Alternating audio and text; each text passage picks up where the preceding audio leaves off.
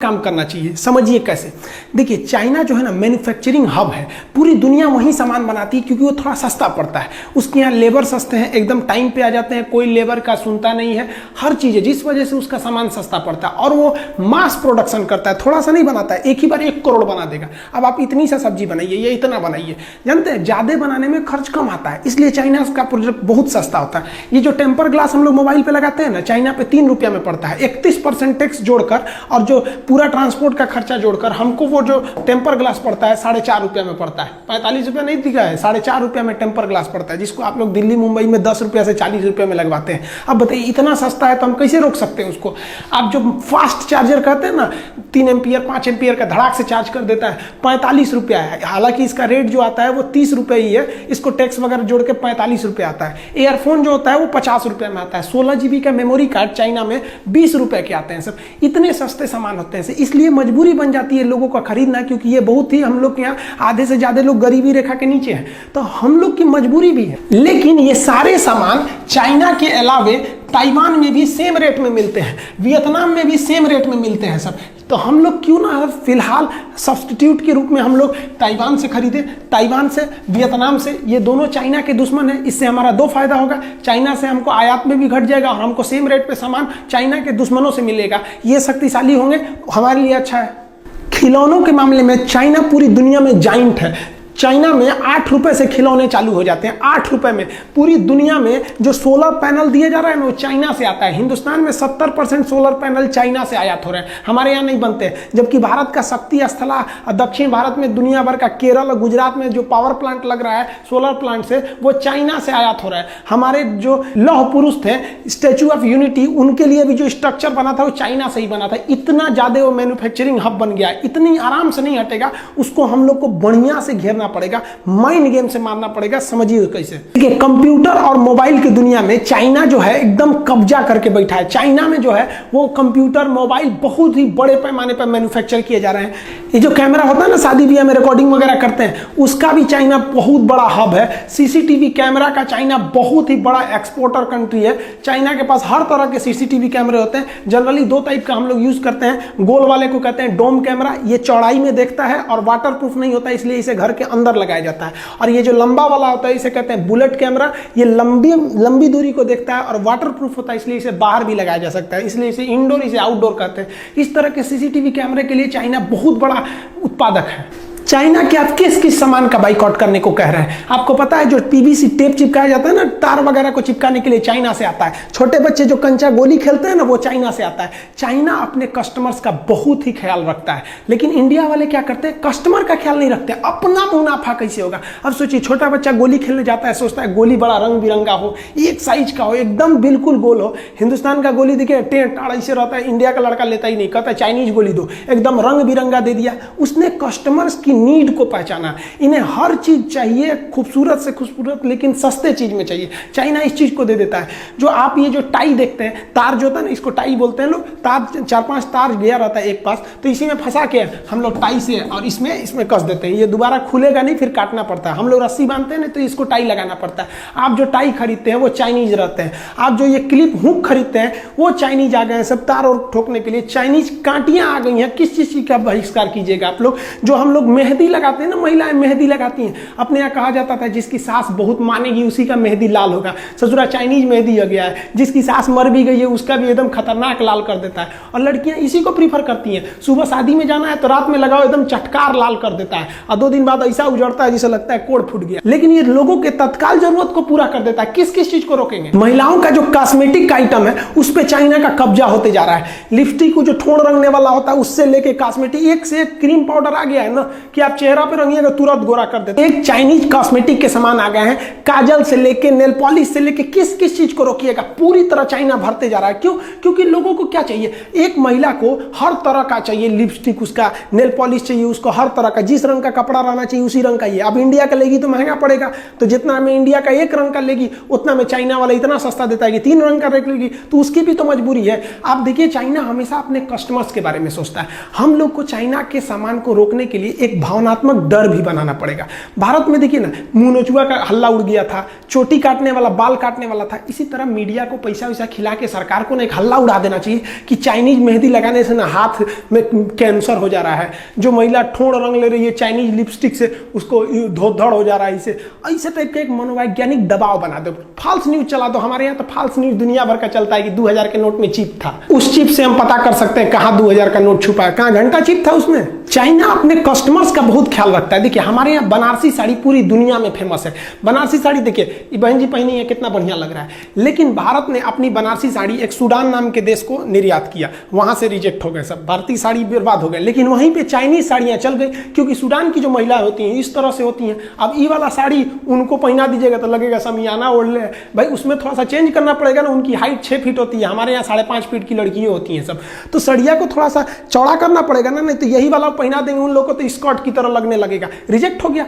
हम लोग कस्टमर्स का ध्यान नहीं रखते हैं, चाइना बहुत ही ध्यान रखता है। वो कोई भी चीज बेचने से पहले अपने टॉप ग्रेड के अधिकारियों को भेजता है अब पता करने के लिए कि पता करो वहां कस्टमर की डिमांड कितनी है, कितना पैसा खर्च कर सकते हैं। आप देखेंगे भारतीय टॉर्च इस तरह के थे, सजुरा में महीना में 50 रुपया के सेले लग जाता था, चलाइए तो फिर ढीला हो जाता था, चलते चलते बुझ जाएगा। एक बार हमारे यहाँ सांप निकला था, खोज रहे थे तो बुझ गया। यहाँ पे चाइना आया तो देखा लोगों की सोच कैसी है, तो चार्जिंग वाला टॉर्च लगा दिया, अलग से चार्जर नहीं, उसी में एक तो दे दिया कि भैया पीछे से चार्ज कर दो, आगे से फोक्स मारने वाला लगा दिया, खड़ा कर दीजिए तो इधर से चौड़ा रोशनी मारेगा, कस्टमर के हर एक डिमांड को पूरा कर दिया। वो अलग बात है कि अभी मोबाइल का फ्लैश लाइट इतना ना आ गया है कि अब टॉर्च धीरे धीरे विलुप्त हो रहा है। मेरा कहना है कि कितनी चीज को जोड़िएगा, बहुत से ऐसे चीज तो आप जानते नहीं है जिसको यूज करते हैं कि वो चाइनीज है। आप 2-4 चीज जानते हैं, एक तो मोबाइल, टीवी, ये सब चीज जान गए कि चाइनीज है, भगाओ इनको भगा देने से चाइना भाग जाएगा। नहीं, हमको ये मौका नहीं गंवाना चाहिए। भारत सरकार चाइनीज सामानों पर 31% टैक्स लगाती है।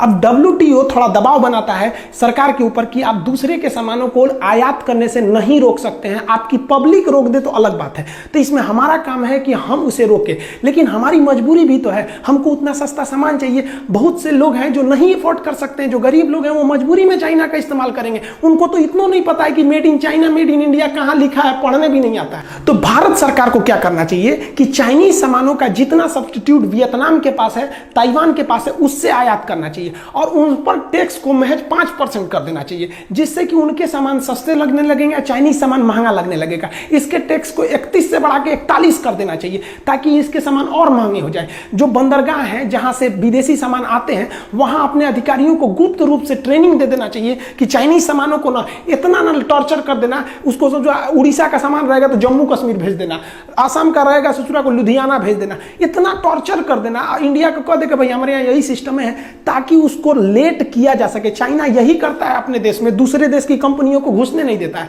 और वियतनाम जो ताइवान से कंपनियां हैं उनको सहूलियत दीजिए, धीरे धीरे इंडिया के जो डिस्ट्रीब्यूटर हैं, होलसेलर, वो कहेंगे यार चाइनीज सामान छोड़ो यार, उन सबको ले आने में बड़ी माथापच्ची हो जाता है, उससे अच्छा ताइवान से लो जब सेम रेट में मिल रहा है, वियतनाम से लो सेम रेट में मिल रहा है। चाइना तंग आ जाएगा, फिर चाइना आप पे दबाव बनाएगा। तो चाइना से कहना पड़ेगा भैया साफ देखिए कि भाई आप हमारे देश में बेचिए, नो डाउट बेचिए, हम आपको 31% की जगह 25% टैक्स लेंगे, 20% टैक्स लेंगे, लेकिन आप भारत में कारखाना खोलिए। भारत में कारखाना खोलेगा तो भारत को बहुत फायदा, जमीन भारत से खरीदेगा, यहीं से ईंटा उटा खरीद के बिल्डिंग बनाएगा, यहाँ जब उत्पादन करेगा तो भारत की GDP बढ़ेगी, यहाँ के लोगों को रोजगार मिलेगा। क्या अपने यहाँ से मजदूर को थोड़ी लाएगा, ले आ दिया तो और फायदा। क्यों? क्योंकि जब आप देखिए पटना में लड़के पढ़ने जाते हैं, दिल्ली में पढ़ने जाते हैं, तो बाहर से जैसे लड़के आते हैं ना, तो वहां का मकान मालिक राजा हो जाता है कमा के, वहां दुकानदार, सबको फायदा हो जाता है। तो और अच्छा है ससुरा, चाइना से लोग आओ यहाँ पर, यहीं के सामान खरीदोगे, यहीं पे घूमो फिरोगे, और फायदा हो जाएगा।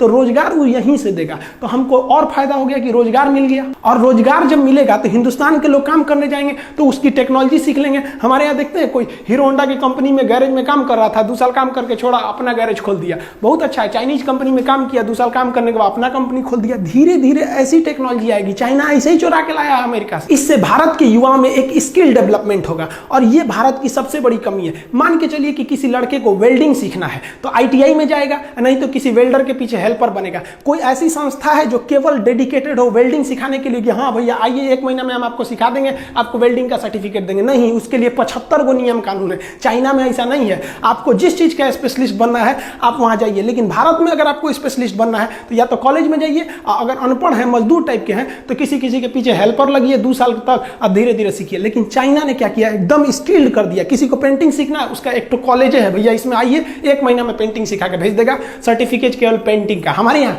ITI, IIT, BE, BTech, MTech, lab मार डालेगा उसको पढ़ा के। जो चाइनीज ऐप हैं जैसे टिकटॉक है, वीमैट है, वीचैट है, बहुत ज्यादा 52 से ज्यादा ऐसे ऐप है जिसको सरकार ने बैन किया है, उस पर निगरानी रखने के लिए कहा है, अभी बैन नहीं किया है। ये अपना डाटा जो है ना उसको स्टोर करते थे चाइना में। जैसे मान लीजिए आप शादी में गए, कोई रिकॉर्डिंग किए, तो वो रिकॉर्डिंग कहाँ आता है, आपके मेमोरी में। हम ये यूट्यूब पे वीडियो बना रहे हैं, ये ना आपके मेमोरी में ना मेरे मेमोरी में, ये कहाँ गया, तो ये यूट्यूब के सर्वर में गया। तो भारत सरकार को भी चाइना के जितने भी ऐप हैं कहना चाहिए कि भैया तुम ऐप आओ, क्योंकि तो तुम तो है प्ले स्टोर पे, हमारे पे तो हो नहीं, आओ, लेकिन तुम जितना डाटा यूज करोगे ना उसको भारत में रखना पड़ेगा। अब वो भारत में रखेगा तो उससे भारत में भी रोजगार बढ़ेगा और हमारे डाटा भी लीक नहीं हो सकते हैं, और धीरे धीरे उसको दबाव बना के धीरे धीरे पब्लिक ही छोड़ सकती है, क्योंकि WTO के नियम के हिसाब से गवर्नमेंट किसी पे जबरदस्ती बैन नहीं लगाएगी। चाइना के सामानों को बाइकआउट नहीं कराना है, उन ससुरों को मंगाना है और यहीं बनवाना है। ऐसा दबाव बनाना है कि अगर नहीं बनाएगा यहाँ पे ना, डायरेक्ट मंगाएगा ससुरा पे 40% टैक्स,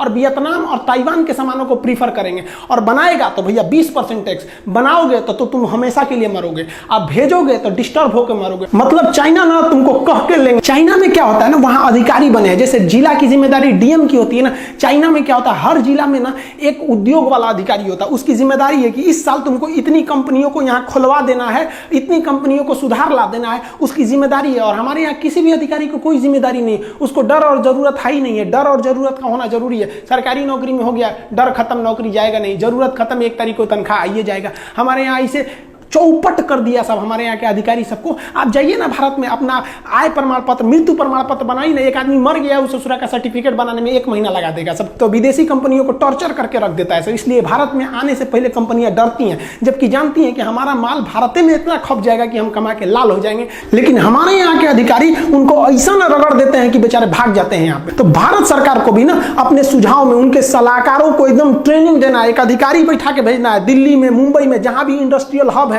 कि हमको हर साल यहाँ 200 फैक्ट्री बढ़ जाना चाहिए, नहीं तो ससुरा गोली मार देंगे तो हम यहाँ पे।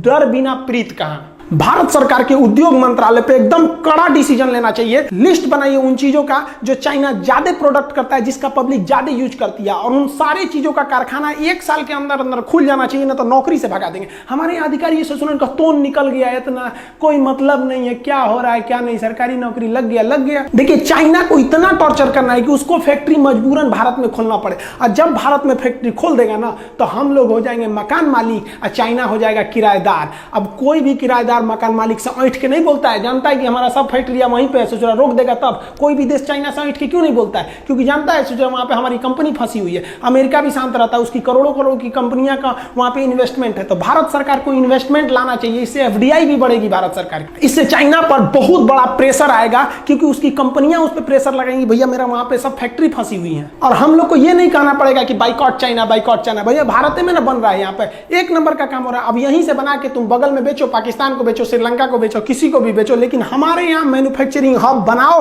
हमारे यहाँ बेचना है तो बनाना पड़ेगा, नहीं तो भाड़ में जाओ ससुरा।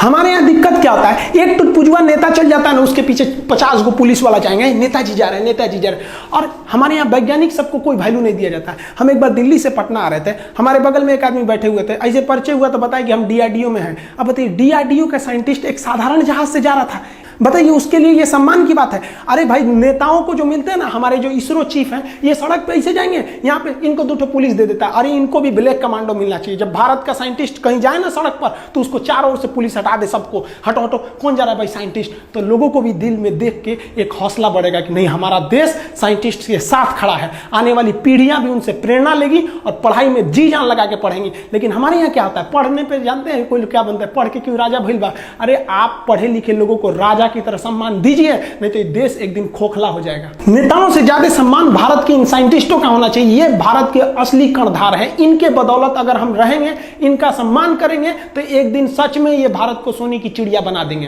आपने कभी सोचा कि भारत के बड़े बड़े IIT इंजीनियर क्यों भारत छोड़ के चले गए? क्योंकि उनको वहां बेहतर प्लेसमेंट मिलता है, बेहतर जॉब मिलता है। हमारे यहाँ क्या मिलता है, इन लोग को नेताओं के दल्ला बना के रख देते हैं लोग। कभी कोई टेंडर में इनको फंसा देगा, कहीं भी किसी न किसी चीज में फंसा देगा, अगर इन नेताओं की बात नहीं सुनेंगे तो। आपको पता है आरबीआई के गवर्नर रघुराम राजन जी इतने बेहतरीन इंसान, आरबीआई की जब ये रिटायरमेंट हुए तो ये अमेरिका में जाके प्रोफेसर हुए। सोचिए इनसे पढ़ा हुआ लड़का कितना आगे जाएगा। हम अपने देश को धीरे धीरे खोखला करते जा रहे हैं। ये एक तत्काल रिजल्ट होता है कि चाइनीज के सामानों को बाइकआउट कर दो, ये बहुत लंबा पीरियड तक ये नहीं चलेगा। आपको एक बहुत सोची समझी रणनीति बनानी पड़ेगी। चाइना को माइंड गेम से मारना पड़ेगा। इस तरह से मारिए चाइना को जिस तरह से उसने पूरी दुनिया को मारा। वहां पर हमारे देश में बनाना है, एक ही शर्त रहेगा, हिंदुस्तान में सामान को बेचना है तो 40% टैक्स दो, और नहीं तो यहां 20% टैक्स दो, यहां उत्पादन करो, नहीं तो तुम सपना छोड़ दो कि भारत का व्यापार तुम्हारे लिए है। इसके बाद बाइकआउट कीजिए अगर चाइना इस पर रेडी नहीं होता है तब। आगे आप क्या सोचते हैं आप कमेंट करके बताइए। मिलेंगे हम लोग नेक्स्ट वीडियो में, तब तक के लिए जय हिंद।